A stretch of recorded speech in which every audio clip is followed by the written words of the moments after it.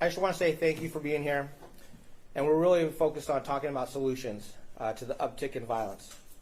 And I've been working with Mayor Harrell and to ensure that we make this city safe. And like everyone in our city, I'm deeply concerned about the recent increase in gun violence. That includes the tragic death of a pregnant woman on the streets of downtown in the middle of the day. And it's unacceptable that people live and work here fear for their safety. And it's unacceptable that innocent lives are lost due to senseless acts of violence. This morning I was at the scene of 137th and Aurora regarding the homicide.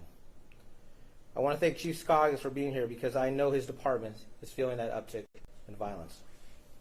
And that's why I'm today announcing the formation of a new community violence task force. I want the people of Seattle to know we're committed to taking action.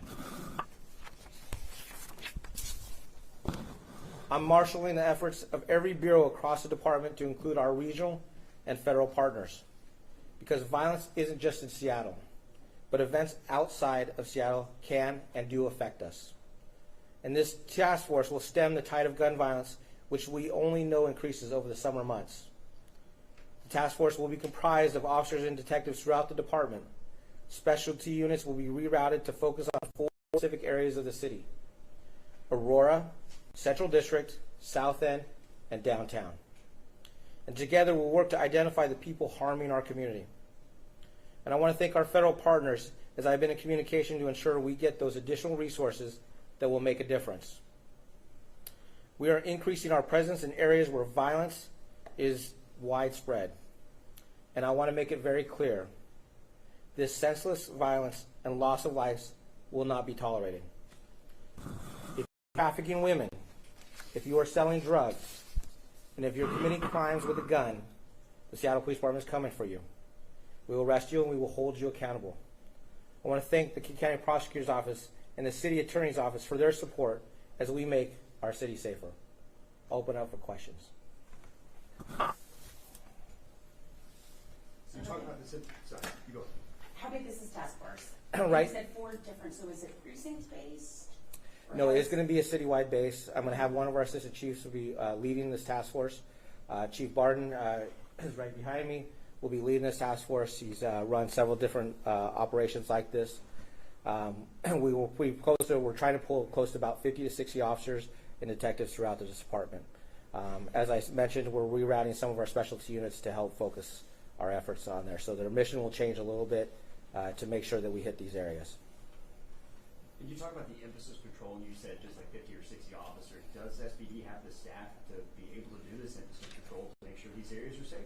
This is going to be a difficult part of our staffing, and this is going to have huge challenges. And some of our detectives are getting rerouted from some of their work. So this is the reason why I wanted to make sure I announce it, because it could have some impact on certain cases. We're going to have to triage a lot of the work that we're doing to make sure that we are focused on this level of violence. And so a part of that is that I'm trying to pull every level of resource that we're going to have. We're squeezing everything out to try and make sure that we reduce this level of violence. It's unacceptable. We can't have people being shot. I had 4 people shot last night. One of them resulted in a homicide. And we've got to be able to address this issue. Chief, how soon can the community see this task force in the works on the street? We are actually already setting up the task force as we speak. We are having our first formal meeting as early as next week, and hope to have by next weekend this up and running. We'll already have certain units that will already be rerouted to have some level of emphasis in these areas, because we're already providing a lot of the gun violence emphasis just in our normal patrol operations, but actually really focusing on very targeted individuals that are pulling the trigger. What are the plans for funding for this task force?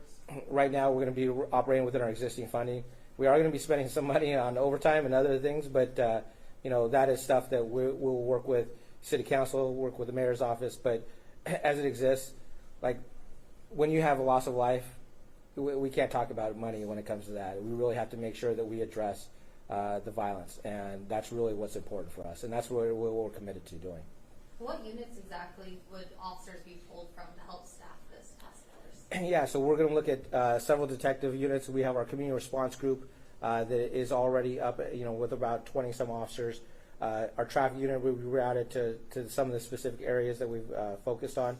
our SWAT team and some of the other specialty units that we have in our Special Operations Bureau will also be rerouted to have a focused effort in some of these areas. Every day will have a very, very specific mission. Sometimes it is also, if we're focused on making very specific arrests of those that are being violent offenders, we're going to be using those to actually serve warrants and other things. So a lot of it's already, some of it's already existing work that they're already doing, but it's really just focused into this level of violence. And with this 4 areas of emphasis that you just mentioned, downtown, CID, all that, is there concerns pulling officers from other areas that other parts of our city could become less safe with more emphasis in these other places? No, so we are actually still going to maintain some of the emphasis on augmentation shifts throughout the department, throughout the city. So that's where reason why we have patrol operations. They're still going to maintain those efforts, but having those very specific areas where we know the violence is upticking, and is really trying to drive that down. We know that sometimes if we hit one area, that sometimes it goes into other areas, and we're going to be able to address that area. We're going to have to make sure that we've got that flexibility to just course correct throughout the summer. We want to make sure that for the next 60 days that we actually see a reduction in the shots fired. We see that reduction in the homicides. We know that the summer months are already upticking. So just in the last couple of weeks, we've seen an increase in that. We actually saw a decrease for the last 4 months of the year last year. We saw a continued decrease in the first 5 months of this year. I mean, we were operating with close to almost under 20% in violent crime reduction. But it ain't going to matter anything to say those numbers when you talk to a family that's lost a loved one. And so that's the huge difference that we're really focused on.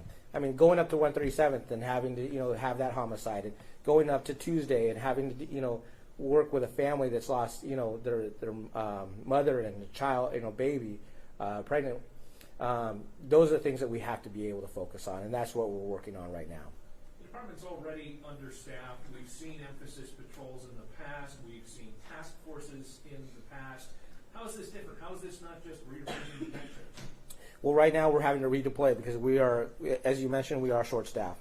So really refocusing our efforts on these priority 1 and shootings and violent crime, that's really what our focus is. And sometimes we're not able to get to some of the car prowls and burglaries that might be occurring.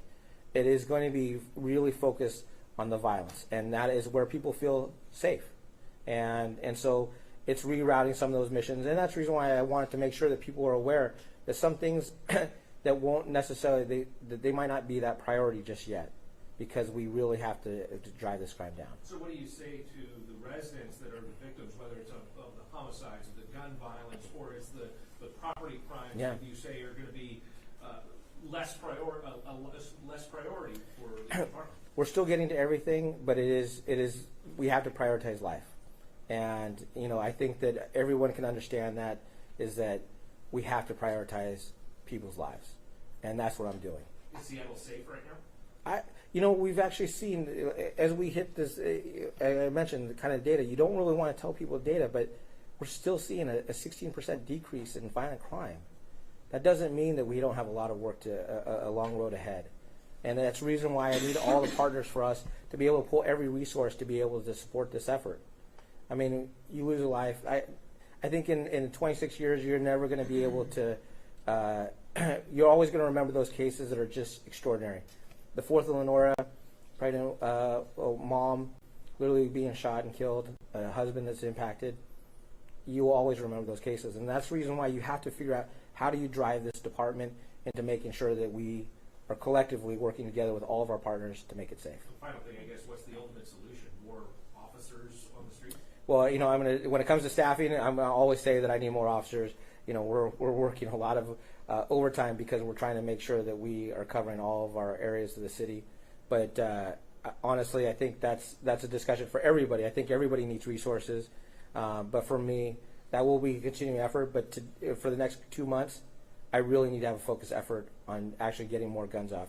I mean, we've covered 629 guns this year. Even being short-staffed, we're recovering more guns than we've ever had, even when we had full staffing. That's a huge concern for me. Because, number one, officers are doing great work in getting guns off the streets, but that just tells you how many guns are out there. And that's the bigger problem. That's the bigger societal question. How many guns are actually out on the streets? And we've got to be able to find ways that we get those off so we can actually save lives. Chief, on the One more Belltown question. shooting, on the Belltown shooting, on the Belltown shooting, do you have any update on the suspect? Have you found out anything about his background? And is there any sort of law enforcement activity that could have prevented that? You know, we know that our officers had an understanding of who he was, so experiencing some level of mental health. So we're still reviewing all aspects of that case. So I don't have really an update. We're also looking into the gun. You know, we know it was stolen out of Lakewood, and we're testing that gun to see if it was involved in any other cases. And so those are all things that are all part of the investigation that we have to do. But working with the King County Prosecutor's Office, they'll be working with their prosecutor to ensure the next steps of that case. And just to clarify, your officers did have contact with this guy prior? They know of the subject in the past, and so they're very well aware of some of the mental health issues that he's experienced. So, and that's it. Thanks, everybody. Thank you, everybody. for attending the